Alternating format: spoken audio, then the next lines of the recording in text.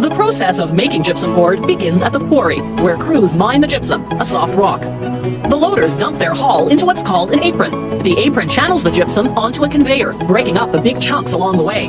From there, it's into a giant rotating drum. Within 8 minutes, this hot air rock dryer removes 5 to 10% of the moisture, turning the gypsum white. Next stop, a gas-fired silo called a kettle. It cooks the gypsum at 150 degrees Celsius until most of the remaining moisture evaporates. Feeding that kettle, a mill that grinds the lumpy rock into what's called stucco, a fine powder the consistency of wheat flour. In a mixing tank, meanwhile, workers combine water with several powdered chemicals and minerals, and a chemical soap.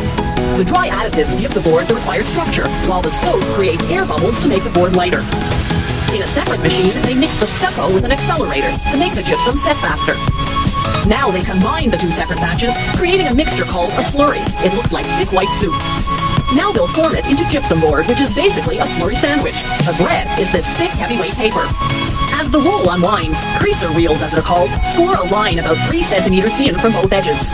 Then a machine evenly spreads the slurry like a sandwich filling between the top and bottom sheets of paper. Then the paper folding operation, most of which is a company secret and off limits to our cameras. They fold the edges along the score lines, the bottom edges upward, the top ones downward, gluing them over the bottom ones to trap the slurry inside. Drops of water smooth out any ridges, ensuring a smooth and even fold. Forming plates then shape the folded edges into straight sides. An optical sensor checks the depth of the board's recess. That's where you put the joint tape to connect one board to the next when you're building a wall. The forming station spews out 305 continuous meters of gypsum board at a time. A cutter now chops that mega board into whatever length board they're producing in this run. As the boards exit the cutter, automated prongs flip them recess side up. Since the recess side will be the wall surface, they don't want to risk damage by having it travel face down on the rollers that lead to the drying station. This gas-fired hot air dryer is kind of like a multi-level parking garage.